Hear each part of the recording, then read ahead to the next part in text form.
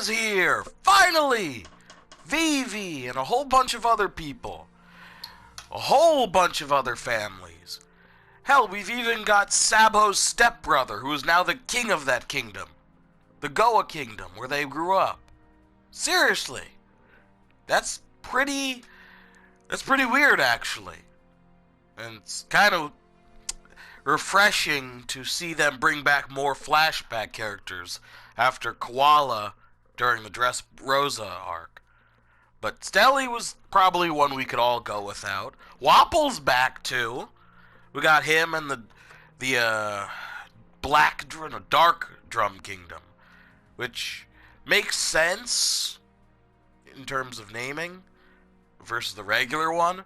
But now that Dalton, way back when, I probably slipped over my head, but last week's chapter had it mentioned as the Sakura Kingdom, which is funny because they changed the name after Chopper left, so not sure how he found out the name, let alone the minks that are separated from the entire, One Piece world.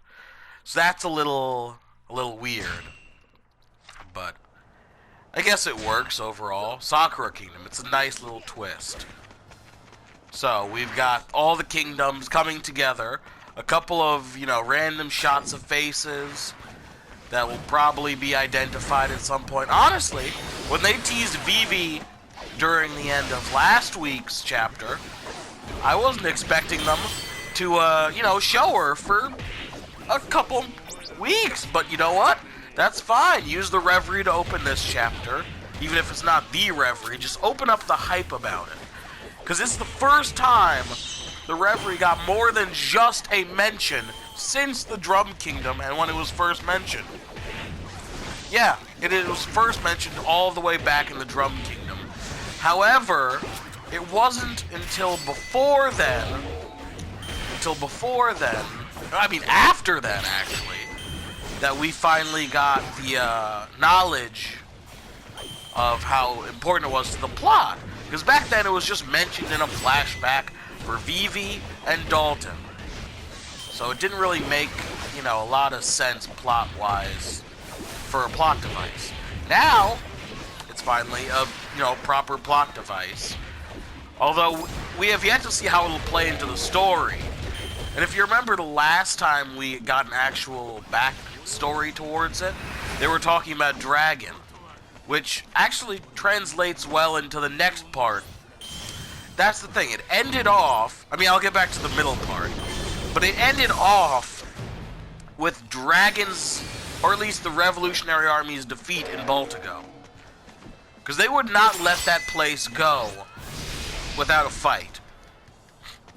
Now, as big as the Blackbeard pirates are now, I never really thought they would be that much of a fight, like a match for the Revolutionary Army. Especially since they were going to have all their leaders there. But I'm guessing either it was an even match between the leaders and the Blackbeard pirates, or the Blackbeard pirates got there before the leaders. Because if you think about it, the timing, they still had yet to actually send out the notification for the others. The moment Dragon was basically musing over, calling the leaders, Blackbeard's crew was already calling. And we're not sure if Blackbeard himself was coming, but we do know that Shilu and Lafette were at least, or Lafette, however you pronounce it, were, involved. So when you put that together, you realize that it's a little complex in how the fight might have been.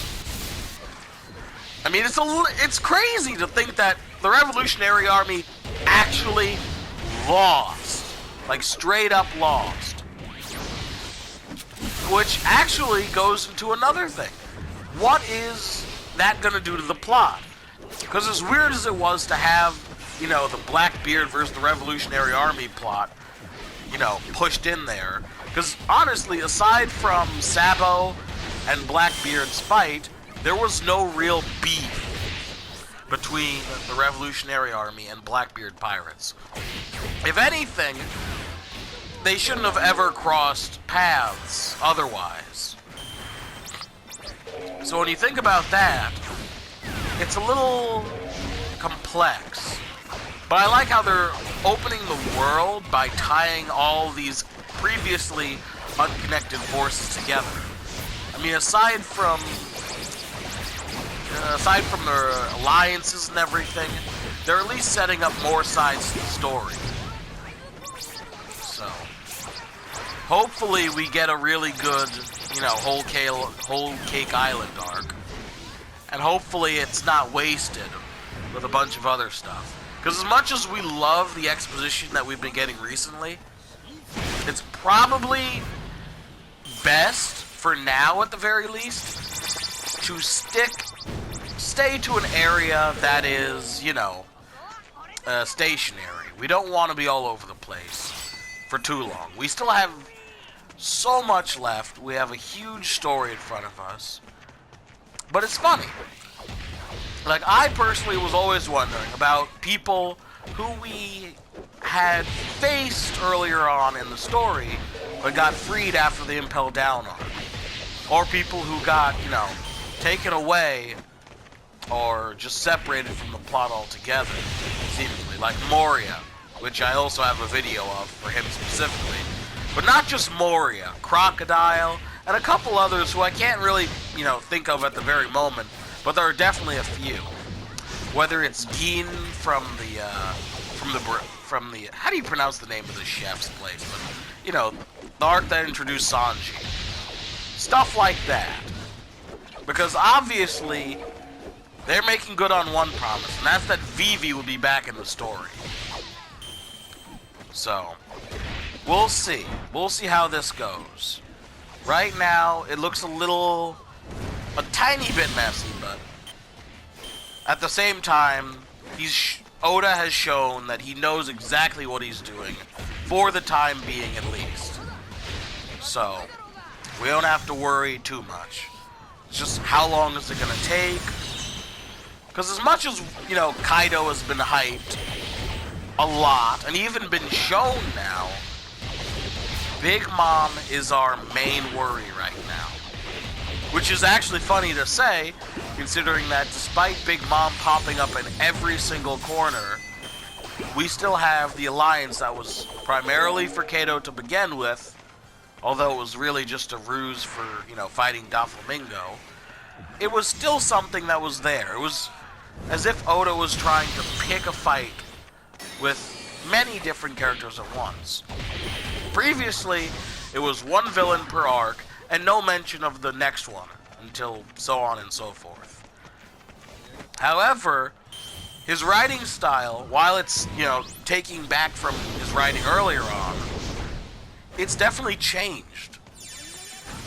For example, the Zou arc, while many might want to call Jack the primary antagonist, at the same time, that still doesn't hold true. Because if you think about it, Jack was basically fucked over in terms of, getting hit by Tsushima, which I talked about in that chapter for that specific one, but honestly, there was no villain, so that's fine. It brings back Water 7 feels. Kind of like how Bluno was the person that was fought mainly during that arc, I think. Yeah, Bluno, I think it was. Or maybe that's just the Pirate Warriors changing my view of it. I don't know. All I know is that no main villain was defeated in that arc. And they were held off until the next arc where they rescued Robin. Which, ironically, is kind of what they're doing now, except a lot differently. Because think about it. Sanji is basically the Robin in that arc. And the whole Cake Island arc will be that specific, will be the Ain's lobby to Water 7 for So. I know, it's weird to think about it, but it's just how it is at the moment. Either way, we've gotten... let me get back to the middle part before I even forget about it. We have Carrot. Now, a lot of people theorize that Carrot would be in the team. Why? Because she was in the spread a few weeks ago. Now, while, spread should never truly be taken into account too much, at the same time, it honestly felt out of place for her to be on the spread if she wasn't going to be in there. So, those theories were proven right, and I'm actually very happy for that. Carrot's a cute little addition to their team. And seeing how she almost finished off Luffy, she is more than capable of holding her own. And we haven't even seen her use... We have seen her use Electro in her first thing, actually. So this is good. We have Pedro, Carrot. Peckham's is more just there for them because he has to get back to Big Mom anyway. But it's a diverse crew. Although there's no representation of the samurai. But either way, the Minks are with the pirates. I wonder how Carrot will play out throughout the next arc. We'll have to wait and see. So I think that's all of it. I mean, the crew's obviously still, seasick from the little off. It was pretty off. Just jumping off of the elephant like that. It was pretty funny, but I could definitely see everyone being seasick over that. Peckham's just lying there. It was a great chapter.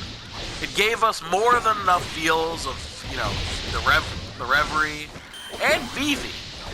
I like that they basically gave us like 4 or 5 pages worth of Vivi, rather than just having that tease from the last chapter be the end of it.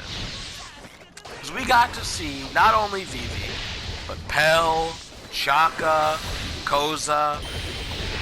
I mean, we got to see the entire crew that we know and love from the Alabasta arc. Out of all of the side characters we've ever had, Alabasta might have been one of my favorite ones prior. Well, just in general. Maybe Dressrosa a little bit, but I guess that would only be in terms of, like, the people that made up the Pirate Alliance in the end. So, that's it for the chapter review. So, leave your comments on, what you thought about this chapter, what you'd like to see in the next one in the comment section below. Like the video, support the channel, and subscribe.